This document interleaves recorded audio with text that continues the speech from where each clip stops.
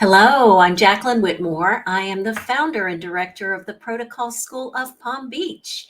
And at one time or another, you might have asked yourself, what is my purpose in life? This is the universal question, and one that only you can answer. What does it look like to know, live, and love with purpose? Today's guest is going to help us figure that out. This show is called Living an Elegant Life because I love to interview ordinary people living extraordinary lives. And today's guest is Brian Horvath. He's a dad, a husband, and an authentic human being who has learned to live his life's purpose the hard way. He's a career coach and president and CEO of the Horvath Training Institute, a training company that helps people discover their purpose in business and in life.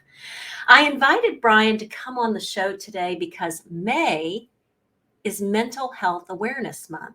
And I've asked him to share his inspiring story about how he went from broke and busted to healed and whole. So please join me in welcoming my special guest, Brian Horvath. Hi, Brian. Hey, Jacqueline, thanks for having me. I'm excited to be here with you and the folks that you serve. Well, thank you so much. I am really most interested in hearing about your story. But before I do that, I like to start the show out with the same question to all my guests. And it's kind of a broad question, but I just want you to do the best you can and tell me a little bit about the landscape of your childhood. Where did you grow up? What were you Wow. like as a kid? What were your parents like? Yeah. When you say landscape and childhood, I think about how I would use my dad's lawnmower to like run over things. Landscaping, childhood. That's what I think about. But I grew up in Pittsburgh, PA, which is I'm very proud to be from, but don't want to move back to. Something about the weather there is just not as fun as it is here, and we're both in Florida, right? So two loving middle class, hardworking parents. Little fun fact: back when folks used to work for a company for quite a long time, my mom worked for Heinz USA in Pittsburgh for like 35 years. Crazy cool. And I got to tour the factory a lot and tour the offices and make copies of my face as a little kid. And while she was working, it's just fun stuff there. And my dad worked for a company called Westinghouse. And one of the things I'm proud about my dad is that when times were tough and things didn't work out so well in the career space, he went back to school at night while working a full-time job during the day. And while I didn't see eye to eye with my dad growing up, that's one of the things I respect him most for. Looking back now, I'm proud of him for that. How many Uh, siblings do you have, Brian? Great question. I was going to say that too. My sister Kristen is 2.5 years younger than me, and she's still in Pittsburgh. She's holding the fort down in Pittsburgh, where the rest of us said we're getting out of here. So You got out of the cold and moved to Tampa, didn't you? exactly. My parents followed not too long after. They live in what's called the Villages, Florida. For a lot of folks might know that across the country because it's a great golfing and retiree spot, and they're holding the fort down up there. So good stuff. So, what led you to pursue a career in business coaching? And tell our viewers and listeners a little bit about the path that led you from point A to point B. Yeah. So what I do currently, maybe we'll work like a reverse order a little bit, is I help people to know, live, and love the purpose for their career in finances. And ultimately, what I'm really helping people get to is to discover, as I had to do it, and you said in the intro, the hard way was realize that the career and the money that I was chasing or pursuing very hard as a younger guy, I realized that that wasn't what my purpose in life was. Although I would try to convince you, as anybody else, that it was the purpose, and if I were to achieve whatever that goal may be in both of those areas, then I would have quote unquote made it. Mhm. So really learned that the hard way, and what got me to this place was I really believe it's a chance to share with others how ideas of what not to do versus what to do, and kind of working from there. I get to coach individuals and work with companies in the career and finance space. Well, it's interesting you mentioned what your view of success was back then, and I know Yeah, it's changed, and we'll talk a little bit about that. But you're right, so many people are conditioned to believe that you go to school, you go to college, or you learn a trade, you get married, or you find the love of your life. Maybe you have a couple of kids, you buy the right. big house, you have the 2 or 3 cars and a television in every room, and that's success. And you're extra lucky if you make money on top of all that. But that's not really what life is all about, is it? No, and that's the hard part. I mean, to me, still, if you were to say as you just did, it sounds pretty exciting, like or pretty good. Like, hey, I can live this quote unquote easy life or the comfortable life, or and there's so many songs and movies and shows about all that. I mean, one of the actually the movies that I sought out, or not sought out, but saw and then sought out from that journey was called "The Secret of My Success" by Michael J. Fox. And some of the folks may remember seeing that from years ago.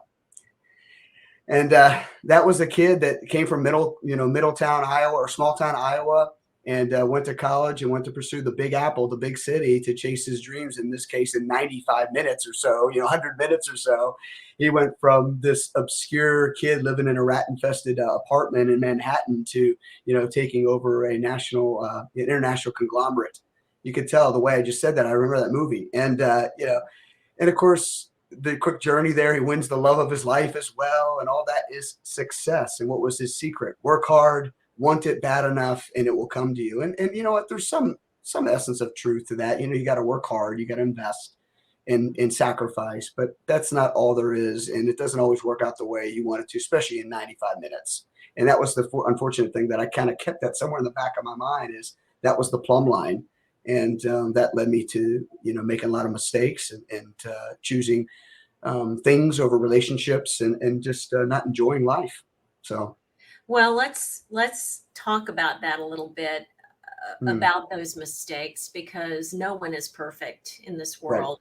The only way we learn in life is by making those mistakes. And you mentioned in our pre-interview that you had some challenges down the road, and that there was a turning point in your life, that it was kind of a wake-up call, if you will, that made you realize that there was more to life than just money. Can you share with the viewers and listeners a little bit about your personal struggles? sure, absolutely. Again, looking back, and we talked about the family earlier. My parents loved me. They sacrificed for me and my sister. They gave us a great childhood. No complaints there whatsoever. I'm so thankful to both of them and grateful. But somehow, some way, I chose to just find out my own way. And again, I think everyone has to kind of do that to a point.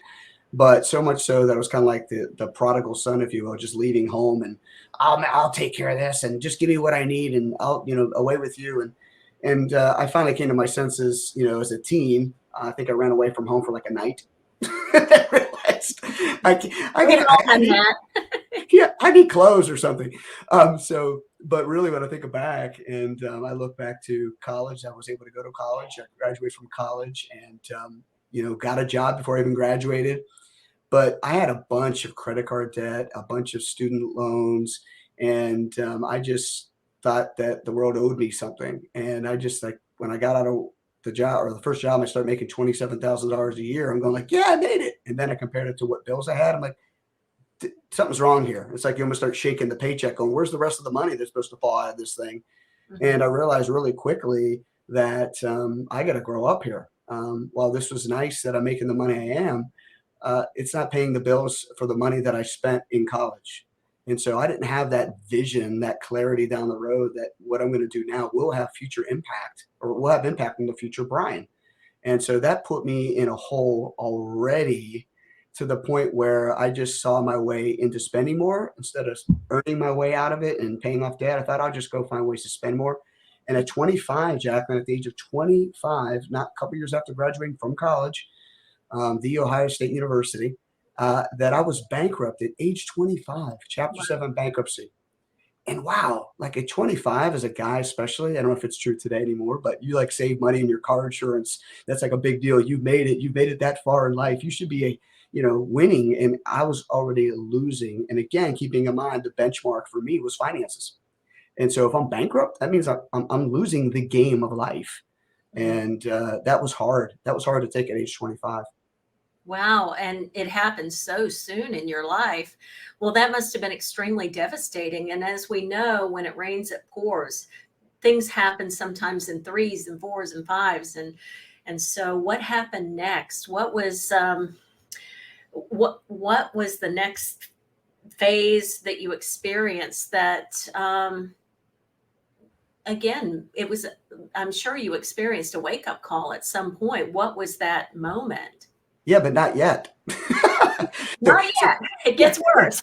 I mean, so yeah, right, yeah. Get ready, it gets worse. So it's like the same thing. It's like just the idea of someone's going to take care of me. But what I didn't realize was that the shame and the guilt, the frustration that came with the bankruptcy conversation, because I moved to Florida not too long after that, and realized that if you're going to go want to rent a place, as a single guy, and you have to kind of let people know your credit history. Well, I just didn't. That didn't dawn on me that bankruptcy would be a hard word to say in front of people, that I look good, I smell good, but I was broke, right? And so I'd had to put on a paper that my rental agreement that I filed bankruptcy, and that's going to cause them to take a second look and go, "Ooh, I don't know if we want to rent to this guy. He can't pay his bills," and that was tough.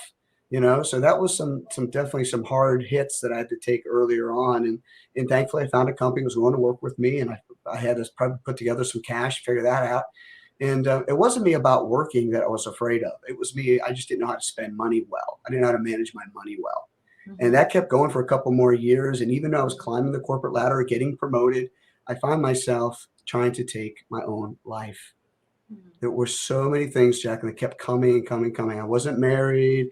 I wasn't happy with where I was in my life. I was frustrated. But what I come to realize is that if there's a common denominator in all these problems, Jacqueline, that common denominator was Brian. And one way to solve that problem is to take Brian out. So why not take my own life? Mhm. Mhm. Um, yeah, that's pretty serious. It's extremely serious. And tell me, what age were you when that happened? Yeah, I was 29. And at 29 years old, 4 years after filing bankruptcy, I just felt like it's over. I didn't want to live. This was, let's see, time of this, let's see, 2006. So, wow, 16 years ago or so. Walking home from a New Year's Eve party, just frustrated, crying out, yelling at God, yelling at myself, probably yelling whoever would listen to me. Like walking home from a New Year's Eve party, going, I'm done living life the way I've been living it. And this New Year's Eve party was the same New Year's Eve party I went to last year. What the heck is my purpose in life? What the heck am I here for? There's got to be more than life than this. Those series of questions that a lot of us ask ourselves about a situation. And for me, it was a life or death kind of situation. Like, should we continue on for next year, or should we just forget about it and, end it here? And I went home to my house, and thankfully, just I cried myself to sleep as opposed to trying, moving forward with taking my own life. And it was a private moment. No one knew about it. It's very private to me. I share it now because obviously that didn't happen. I'm excited to be here. And there's a huge shift that came out of this. What seemed to be the darkest days became really a bright light and turning point in my life. Mm, mm. You know, it takes time to recover from uh, those things. It's any kind of life event, but especially with what you went through. And did you seek help after that? Did you just read books? Did you go to your parents? I mean, how did you recover and get back on track, if you will? That's a great question. I think I had, to me, it seemed like such an epic fall. It was like this thing happening, these things happening over the years and over the days, and just being sick and tired of being sick and tired, that those things kind of were already happening. So I was kind of trying to seek out some counseling. I started to go to church. I started to kind of just find out like, what am I supposed to be doing? But it just didn't seem to sink in until that night. It's almost like I had to be in that pit. I had to hit that wall so hard that it would almost be like I couldn't do anything but bounce around and turn the other way, right? There wasn't like a soft reentry or a soft turn. It was a hard crash and burn turn. And really, it kind of was that such a light and epiphany to me that I just started going like, you know what? I got to get the eyes off of Brian. That Mhm. was the biggest thing. If anything, it's going, how can I invest into other people? I'm not saying that was like my time or my drawn out thought process. Yeah. But as I look back now, I'm going like, that's what it was. Let me go find this church. Let me find some people to hang out with. Let me go start try to have fun. Let me get my eyes off of Brian and work and money and look into just being around other people that will lift me up, not try to compete against me or put me down, whether it be corporate America or the wrong social circles or what have you.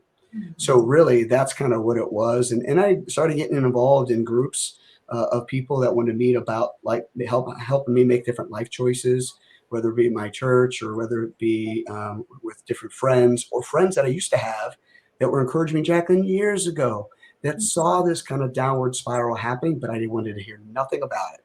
I Mhm. just wanted to stiff arm them and move along and coming reconnecting back with them to go like, they never said I told you so. That was huge. They just said, I'm glad, and cheered me on from there. Mm, mm. Well, there's something to be said for friends, that's for sure. And the fact that you had the wherewithal to seek out the right people is huge. And um, I know that you help other people now find their life purpose because of what you've been through. So you took your mess and turned it into your message. And Great way to say it. I always believe that it's not what happens to us, it's what we do with what happens to us. And clearly you have turned this experience into something for good and to help educate other people. And since then, you've had a lot more success. I mean, you've gotten married, now you're a father of two, and you're you're living what most people deem as success. But I know you still feel like me. There's always something more. You never reach the pinnacle. You're always climbing. You're always searching. You're always seeking. And I'd be interested in your take on that. Yeah, absolutely. I think again, it just success is never a bad thing, right? I think that's the other thing. It can be just something like, oh, me and success, we don't get along. Let me just distance myself from that word because but that's not what we're supposed to be doing. I don't think either. And success to me, that definition changed for me. And there's a guy named Earl Nightingale that said it years ago on like some self improvement record in 1950s that success is a progressive realization of a worthy dream or goal. And so for me, for you, for us, for people listening out there, where are we at today? How can we be successful today? And those successes added up over time make us successful. And I think that was a huge kind of turning point and pivot for me in my life back then. That's what I have to remember. And I still battle with it today. I'm a driven person, a futuristic person, goal oriented, and want to have nice things too. But it just tempers the conversation internally and externally about how I go about taking those steps to live out the life, as you call it, the elegant life. What advice would you give someone who is seeking their career purpose? And I use the word career because right now I think a lot of people are stuck. They don't know, with the pandemic behind us, or maybe it's on its way out, we hope. Right. A lot of people are looking for change. A lot of people are pivoting. In fact, I do a lot of private coaching with women who are now in their 60s and their families are grown and gone. Maybe they've Right. been through divorce and they're getting ready to start their third act, but they don't know what to do. They're very talented, but there's still that syndrome that 21-year-olds have. What am I going to be when I grow up? So, what advice would you give someone who's in, I guess they're kind of stuck? Sure. The good news is that we don't have to stay there, right? So we go back to we always say it. And I have to say it about myself too. I mean, this is the thing. This is words for all of us, including the person speaking right now. Is choice. Like, okay, first of all, we have to believe and know that we don't have to stay there. that can be difficult, very difficult, for whatever the reason. But to remember that we are created, I believe, created to do some great things. We have purpose. We're in a position, especially in this country, in America, or in this world, to do some great things.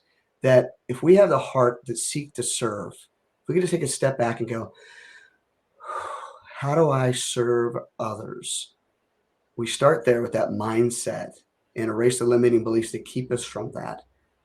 That we remember that we do some things best that no one else could do, or that others could do, but no one else in our season or for our reason or in our area. What do we do best? So it's kind of like taking a white sheet of paper. I'll just put it this way. I'm a practical person. Taking a white sheet of paper and at the top, right, seek to serve. And then taking a line and drawing it down the middle underneath that seek to serve phrase. And on the left-hand side, writing, what do I do best? And just take some moments to brainstorm. I think I once said take 10 minutes. That seems like a lifetime if you're stuck, but I will encourage you, get unstuck by just taking the time for a while to write maybe nothing down, but just brainstorm, let your mind rest, sit in that brainstorm place and just go to town on whatever is on your heart and on your mind. Start writing, what do you do best? And on the right-hand side, who needs it the most? And I like to say, seeking to serve, who needs most what you do best.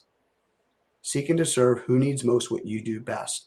And you'll find yourself, the wheels start to spin, the mud starts to dry as opposed to being gripping the wheels, and you start getting out of the pit of maybe thinking, I'm stuck.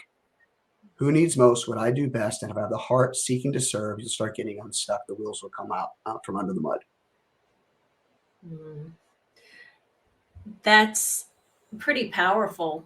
And I think what I'm hearing you say is that you have to quiet your mind and you have to get personal with yourself. And sometimes you just have to clear the clutter and write Yes. down those things that really mean the most to you. And I mean, we all have a superpower. We're all good at something, but a lot of us are not utilizing our superpowers and our gifts. And I teach a lot of college students and Gen Zs and Gen Ys, and a lot of them are living their parents' dream. Right. And not living their dream. And their parents want them to go to college and study to be a doctor or an engineer or something. And then they get a great job and they make a lot of money. And then what I call it the golden handcuffs. Right. They're making so much money that they can't leave that job to pursue their passion. And that leads to frustration. And we all know that when you're frustrated with your career, it can trickle into your personal life. And I know you've seen that happen in your clients' lives.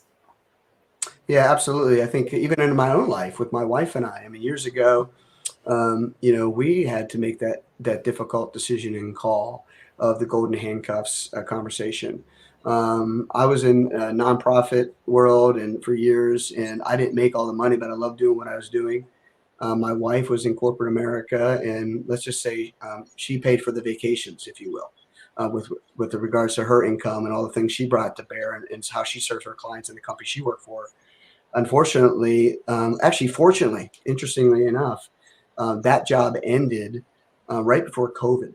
And that was something we were praying for, we're hoping for. We're like, how do we do it? How do we had to leave the job? Ultimately, it worked out where there's, a parting of ways there. And then COVID came, which allowed her to be home to homeschool our little man who was going to kindergarten. And then she was paid a severance and all those kinds of things and allowed me to pursue leaving the nonprofit space to go start my own business. Although during COVID, that was interesting. But all this kind of stuff happened and we had to be forced kind of off, Jacqueline. Sometimes the decisions are made for us, that those golden handcuffs were taken off. And it's been a journey since. It's a different season of money management than it was when her and I paid off our house. Same principles, different application in a different season, but tough. And it's teaching us some lessons we just didn't see coming on the horizon. But here we are grinding out. She has her own business. She's an interior designer and decorator, and she does event design as well. And then here I am doing my speaking, coaching, and consulting business. And we're together for this season for a reason. It's very interesting, but it's still plowing ahead. How do we win today? How do we gain success today and let those successes build over time? Well, we're just about out of time, but I would love for you to share with the viewers and the listeners your top 3 tips or top 2 tips for living a more purposeful life. Can you, and I know you're not prepared for that question, but just off the top of your head, just share with us. Yeah, I am. And this is one of the hardest things for me when I'm about to say is step out. I wrote like a note, just step out and begin the journey wherever you're starting from. Maybe there's something that was said today that inspired you, encouraged you, challenged you. Start out. Just got to start.